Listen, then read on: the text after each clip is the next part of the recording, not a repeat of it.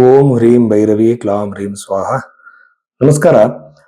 ನೋಡಿ, ಒಂದು ರಾಶಿ ಫಲವನ್ನು ಹೇಳೋದಕ್ಕಿಂತ ಮುಂಚೆ ಜನಗಳು ತಿಳ್ಕೊಳ್ಬೇಕಾಗಿರುವಂತ ವಿಚಾರಗಳೇನಂತಂದ್ರೆ, ನೀವೊಬ್ರು ಜ್ಯೋತಿಷರ ಹತ್ರ ಹೋಗ್ತೀರಾ, ನಿಮ್ಮ ಜಾತಕವನ್ನ ಕೊಡ್ತೀರಾ.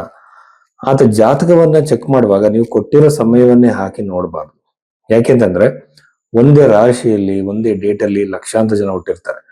ಸೊ ಎಲ್ಲರ ಭವಿಷ್ಯ ಒಂದೇ ತರ ಇರೋದಿಲ್ಲ. ಹಾಗಾಗಿ ಲಗ್ನ ಅನ್ನೋದೊಂದಿದೆ.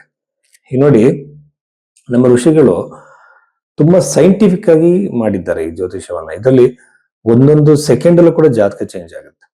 ಸೊ ನಿಮ್ಮ ಲಗ್ನವನ್ನ ತಿದ್ದಿ ಲಗ್ನವನ್ನ ಫಸ್ಟ್ ಕಂಡುಹಿಡಿಬೇಕು. ಲಗ್ನ ಮಿಸ್ಟೇಕ್ ಆಗೋ ಚಾನ್ಸಸ್ ಇರುತ್ತೆ. ಆನಂತರ ಹಿಂದೆ ನಡೆದಿರೋ ಕೆಲವು ಘಟನೆಗಳನ್ನ ಮ್ಯಾಚ್ ಮಾಡಿ ನಿಮ್ಮ ಲಗ್ನವನ್ನ ತಿದ್ದಿ ನಿಮ್ಮ ಭವಿಷ್ಯವನ್ನ ಹೇಳಬೇಕು. ಸೊ ಹಿಂದೆ ನಡೆದಿರೋ ಘಟನೆಗಳನ್ನ ಕಂಪಲ್ಸರಿ ಆಗಿ ಕೆಲವಾದ್ರೂ ಹೇಳಬೇಕಾಗುತ್ತೆ. ಇದು ಮೊದಲನೇದು. ಎರಡನೇದು, ಸರ್ ಒಂದು ಡೇಟ್ ಆಫ್ ಬರ್ತ್ ಇಲ್ಲ ಅಂತ ಹೇಳ್ತಾರೆ. ಇಲ್ಲಿ ನೋಡಿ, ನನಗೆ ತುಂಬಾ ಜನ ಕೇಳೋದು ಏನಂತಂದ್ರೆ, ಸರ್ ನೀವು ಹೇಗೆ ಪ್ರಿಡಿಕ್ಷನ್ಸ್ ಕೊಡ್ತೀರಾ ಅಂತ. ಸೊ ನನ್ನ ವೇ ಆಫ್ ಪ್ರಿಡಿಕ್ಷನ್ ಹೇಗೆ ಅಂತಂದ್ರೆ, ಮೊದಲನೇದಾಗಿ ನಾನು ಲಗ್ನವನ್ನ ತಿದ್ದುತ್ತೀನಿ. ಆಮೇಲೆ ದಶೆಗಳಲ್ಲಿ ವಿಂಶೋತ್ತರ ದಶೆ, ಚರದಶೆ, ಯೋಗಿನಿ ದಶೆ, ಜಮಿನಿ ಪದ್ಧತಿಯನ್ನು ಉಪಯೋಗಿಸ್ತೀನಿ. So step by step, layer by layer ನಾನು ಹೋಗ್ತೀನಿ. ಅನಂತರದಲ್ಲಿ ಹಸ್ತ ಸಾಮುದ್ರಿಕೆ.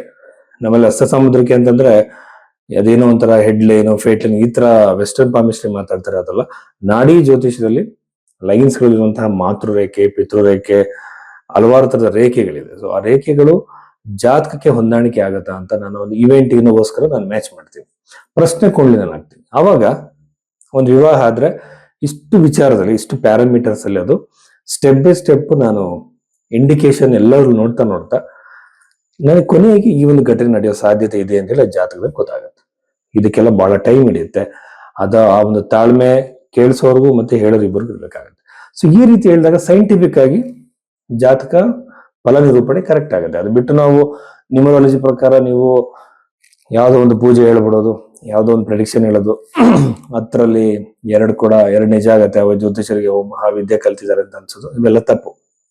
ಸೊ ಈ ರೀತಿಯಲ್ಲಿ ಸೈಂಟಿಫಿಕ್ ವೇಯಲ್ಲಿ ಜಾತಕ ನಿರೂಪಣೆ ಮಾಡಿದಾಗ ಬಂದಂತಹ ಕ್ಲೈಂಟ್ಗೆ ಅವ್ರಿಗೊಂದು ಆಶ್ವಾಸನೆ ನಾವು ಕೊಡ್ತೀವಿ, ಧೈರ್ಯವನ್ನು ಹೇಳ್ದಂಗಾಗುತ್ತೆ, ಸತ್ಯವನ್ನು ಒಪ್ಕೊಳ್ಳೋದಕ್ಕೆ ಅವ್ರನ್ನ ಮೋಟಿವೇಟ್ ಮಾಡ್ದಂಗಾಗುತ್ತೆ.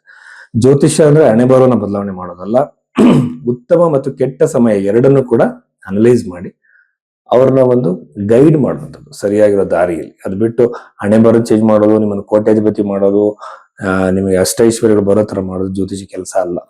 ನಿಮಗೆ ನಿಮ್ಮ ಒಂದು ಜಾತಕದಲ್ಲಿ ಯಾವ ತರದ ಒಂದು ಪಾಸಿಬಿಲಿಟೀಸ್ ಇದೆ ಅಂತ ತಿಳಿಸೋದು ಜ್ಯೋತಿಷ ಕರ್ತವ್ಯ. ಸೊ ಇಷ್ಟು ವಿಚಾರಗಳಿದೆ.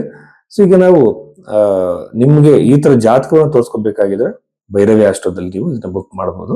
ವೃಷಭ ರಾಶಿ 2026 ಮಾರ್ಚ್ 15ನೇ ತಾರೀಕಿನ ನಂತರದಲ್ಲಿ ಈ ಒಂದು ವೃಷಭ ರಾಶಿಯವರಿಗೆ ಸಂಬಂಧಪಟ್ಟಂತೆ ನಾವು ಹೇಳೋದಾದ್ರೆ ಏನೆಲ್ಲ ವಿಶೇಷಗಳು ಅವರ ಒಂದು ರಾಶಿಗೆ ಸಂಬಂಧಪಟ್ಟಂತೆ ಇದೆ ಅಂತ ನಾವು ನೋಡೋದಾದ್ರೆ, ವೃಷಭ ರಾಶಿಯವರಿಗೆ ಒಂದು ಲಾಭದ ಸಾಧ್ಯತೆ ಹೆಚ್ಚಾಗಿದೆ. ನೀವೊಂದು ಬಿಸ್ನೆಸ್ ಮಾಡಿರ್ತೀರಾ, ಇನ್ವೆಸ್ಟ್ಮೆಂಟ್ ಮಾಡಿರ್ತೀರಾ, ಪ್ರಾಪರ್ಟಿನ ತಗೊಂಡಿರ್ತೀರಾ, ಯಾವುದೇ ತರದ ಇನ್ವೆಸ್ಟ್ಮೆಂಟ್ ನೀವು ಮಾಡಿದ್ರು ಸಹ ಅಲ್ಲಿಂದ ಲಾಭವಾಗುವ ಸಾಧ್ಯತೆ ಅತಿ ಹೆಚ್ಚಾಗಿದೆ ಅಂತ ಹೇಳ್ಬೋದು. ಅನಂತರದಲ್ಲಿ ದಶಮ ಭಾವವನ್ನು ನಾವು ಗಮನಿಸಿದ್ರೆ ಉದ್ಯೋಗದಲ್ಲಿ ಖಂಡಿತವಾಗ್ಲೂ ಸಹ ಸಕ್ಸಸ್ ಇದೆ. ಹೊಸ ಉದ್ಯೋಗ ಪ್ರಾಪ್ತಿ ಆಗ್ಬೋದು. ಉದ್ಯೋಗ ಇಂಟರ್ವ್ಯೂ ಕೊಟ್ಟಿದ್ರೆ ಅಲ್ಲಿ ನಿಮ್ಗೆ ಸಕ್ಸಸ್ ಸಿಗ್ಬೋದು. ವಿದೇಶದಲ್ಲಿ ಉದ್ಯೋಗಕ್ಕೆ ಟ್ರೈ ಮಾಡ್ತಿದ್ರೆ, ನಿಮ್ಮ ಸ್ಥಳದಿಂದ ಬೇರೆ ದೂರದ ಸ್ಥಳದಲ್ಲಿ ನೀವು ಜಾಬಿಗೆ ಟ್ರೈ ಮಾಡ್ತಿದ್ರೆ ಸಹಾಯ ಆಗ್ಬೋದು. ನಿಮ್ಮ ಜಾಬ್ ಅಲ್ಲಿ ನೀವು ಟ್ರಾನ್ಸ್ಫರ್ ಟ್ರೈ ಮಾಡ್ತಿದ್ರೆ ಅನುಕೂಲ ಆಗ್ಬೋದು. ಎಲ್ಲಾ ತರದ ಪ್ರೋಗ್ರೆಸ್ಗಳು ವೃಷಭ ರಾಶಿಯವರಿಗೆ ಕರಿಯರ್ ರಿಲೇಟೆಡ್ ಆಗಿದೆ, ಬಹಳಷ್ಟು ಪಾಸಿಟಿವ್ ಆಗಿದೆ.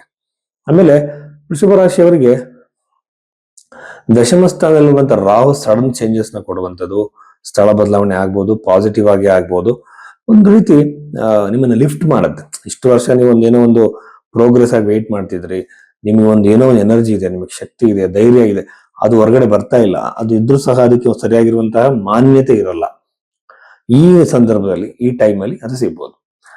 ಕೆಲವರು ಬಿಸ್ನೆಸ್ ಅನ್ನ ಬಿಟ್ಟು, ಜಾಬ್ ನ ಬಿಟ್ಟು ಬಿಸ್ನೆಸ್ಗಾಗಿ ಟ್ರೈ ಮಾಡೋ ಸಾಧ್ಯತೆ ಇರುತ್ತೆ. ಅಂತವರು ಕೂಡ ಕರಿಯರ್ ಅಲ್ಲಿ ಮೊದಲನೇ ವಿಜಯದ ಮೆಟ್ಟಿಲಾಗಿ ನಿಲ್ಲುತ್ತೆ.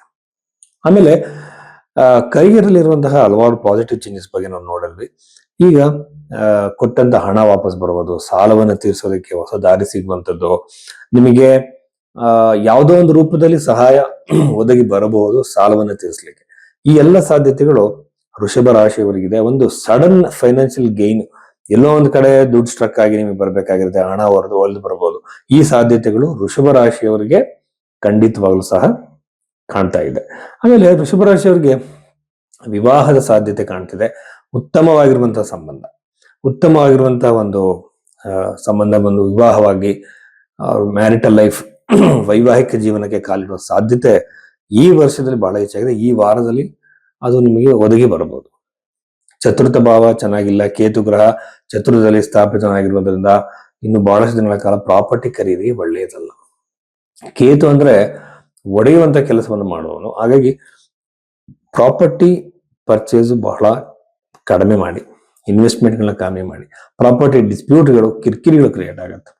ಅಣ್ಣ ತಮ್ಮಂದ್ರ ಮಧ್ಯೆ ರೀಸೆಂಟ್ ಆಗಿ ಏನೋ ಪ್ರಾಪರ್ಟಿ ತಗೊಂಡಿರ್ತೀರ, ಅಲ್ಲೇನೋ ಡಿಸ್ಪ್ಯೂಟ್ ಕ್ರಿಯೇಟ್ ಆಗುತ್ತೆ, ಮಾರೋದಕ್ಕೂ ಪ್ರಾಬ್ಲಮ್ ಆಗುತ್ತೆ, ಅನಾವಶ್ಯಕ ಕಿರಿಕಿರಿ ಜಗಳಗಳಾಗತ್ತೆ. ಈ ಎಲ್ಲ ಸಾಧ್ಯತೆಗಳಿಂದ ಪ್ರಾಪರ್ಟಿ ರಿಲೇಟೆಡ್ ವಿಚಾರದಲ್ಲಿ ಎಚ್ಚರಿಕೆಯಿಂದನೂ ಇರಬೇಕು. ಎಷ್ಟೋ ಜಗಳ, ಹೊಡೆದಾಟಗಳು, ಕಿರಿಕಿರಿಗಳು ಇದರಿಂದಲೇ ಆಗುತ್ತೆ. ಸೊ ಎಚ್ಚರಿಕೆಯಿಂದ ಇರಿ. ಆಮೇಲೆ ವಿದ್ಯಾರ್ಥಿಗಳಿಗೆ ಉತ್ತಮವಾಗಿದೆ, ಎಸ್ಪೆಷಲಿ ಟೆಕ್ನಿಕಲ್ ಎಜುಕೇಶನ್ ಮಾಡ್ತಿರೋರಿಗೆ ಬಹಳ ಉತ್ತಮವಾಗಿದೆ.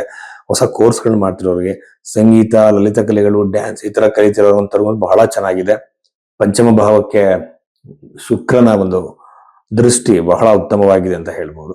ಆಮೇಲೆ ವೃಷಭ ರಾಶಿಯವರಿಗೆ ಇನ್ನೊಂದು ವಿಶೇಷ ಏನಂತಂದ್ರೆ, ಯಾವ್ದಾದ್ರು ಒಂದು ಡಿಸ್ಪ್ಯೂಟ್ಗಳಿದೆ ಸಾಲ್ವ್ ಆಗೋ ಸಾಧ್ಯತೆಗಳು ಹೆಚ್ಚಾಗಿದೆ. ಆಮೇಲೆ ಅದರ ಜೊತೆಯಲ್ಲಿ ಪ್ರೇಮಿಗಳಿಗೆ ಬಹಳ ಉತ್ತಮ, ಮನೆಯಲ್ಲಿ ಒಪ್ಪಿಗೆ ಸಿಗೋ ಸಾಧ್ಯತೆ, ಪ್ರೇಮಿಗಳು ದೂರ ಆಗಿದ್ದು ಒಂದಾಗೋ ಸಾಧ್ಯತೆ, ಹತ್ರವಾಗೋ ಸಾಧ್ಯತೆ. ಪ್ರೇಮಿಗಳೇ ಅಂತಲ್ಲ, ಸ್ನೇಹಿತರು ದೂರ ಆಗಿದ್ದರೂ ಹತ್ರ ನಿಮಗೆ ಆಗ್ಬೋದು. ಆಮೇಲೆ ಉದ್ಯೋಗದಲ್ಲಿ ಅಭಿವೃದ್ಧಿ ನಾನು ಹೇಳಿದ್ದೀನಿ ಆಲ್ರೆಡಿ. ಆಮೇಲೆ ಬಿಸ್ನೆಸ್ ಮಾಡೋದು ಕೂಡ ಅನುಕೂಲವಾಗುತ್ತೆ, ಲಾಭವಾಗುತ್ತೆ ಅಂತ ಹೇಳಿದ್ದೀನಿ. ಆ ಜೊತೆಯಲ್ಲಿ ಹೊಸ ಕೋರ್ಸ್ಗಳು, ಎಜುಕೇಶನ್ ಮಾಡ್ತಿರೋರಿಗೆ, ಕಾಂಪಿಟೇಟಿವ್ ಎಕ್ಸಾಮ್ಗಳಿಗೆ ತಯಾರಿ ಏನನ್ನು ಮಾಡ್ತಿರುವಂತವ್ರಿಗೆ ಬಹಳ ಉತ್ತಮವಾಗಿದೆ ಅಂತ ಹೇಳ್ಬೋದು. ಕಾಂಪಿಟೇಟಿವ್ ಎಕ್ಸಾಮ್ಸ್ ಅಲ್ಲಿ ಇಷ್ಟು ದಿನ ಸಿಗದಿರುವಂತಹ ಒಂದು ಫ್ಲೋ ನಿಮಗೆ ಸಿಗೋ ಸಾಧ್ಯತೆ ಬಹಳಷ್ಟಿದೆ ಅಂತ ಹೇಳ್ಬೋದು. ಕುಟುಂಬದಲ್ಲಿ ಸ್ವಲ್ಪ ಕಿರಿಕಿರಿಯ ವಾತಾವರಣ ಕ್ರಿಯೇಟ್ ಆಗುತ್ತೆ, ಟೆನ್ಷನ್ ಕ್ರಿಯೇಟ್ ಆಗುತ್ತೆ. ಸೊ ಇಷ್ಟೆಲ್ಲ ವಿಚಾರಗಳು ವೃಷಭ ರಾಶಿಯವರಿಗೆ ಸಂಬಂಧಪಟ್ಟಿದ್ದು.